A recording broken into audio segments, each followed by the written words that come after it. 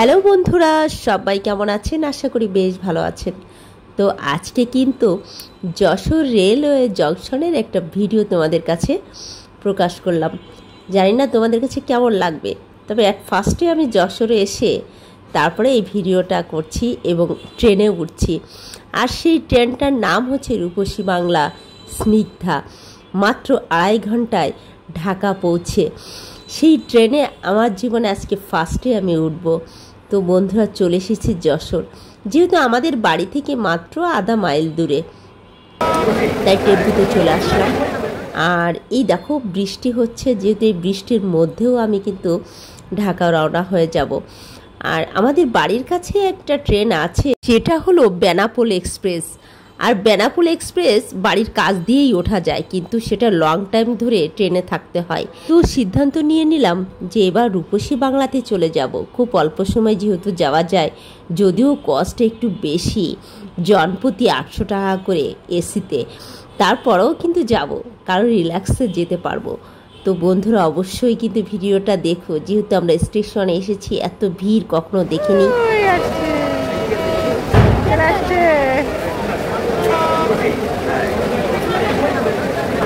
কত মানুষ,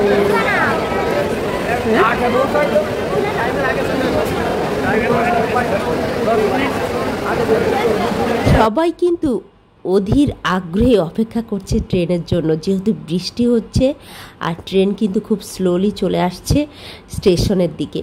আমরা তো সত্যিই খুবই আনন্দ পেয়েছিলাম, এরকম মানুষ যে কত আগ্রহ নিয়ে ট্রেনের জন্য অপেক্ষা করছে তা কাছ থেকে না দেখতে পেলে আসলে বিশ্বাস করবেন না।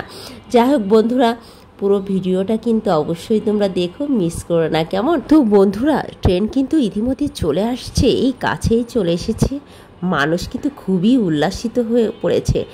যাই হোক,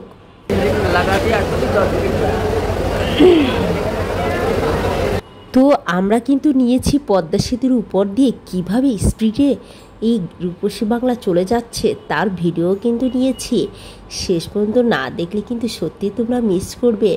আমি তো নিজেই অবাক যে এত স্পিড এই ট্রেনের। যাই হোক, খুবই ভালো লাগলো।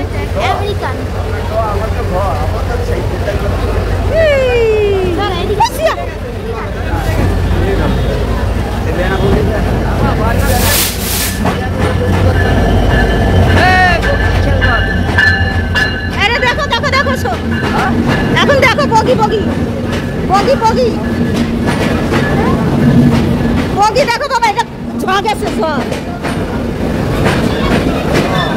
আচ্ছা চ চ চ চ সামনে সামনে সামনে, এই যে ঘ, এই যে কই ঘ, এই যাবে, এখন যাবে ঘ, এই চ ও নিচে।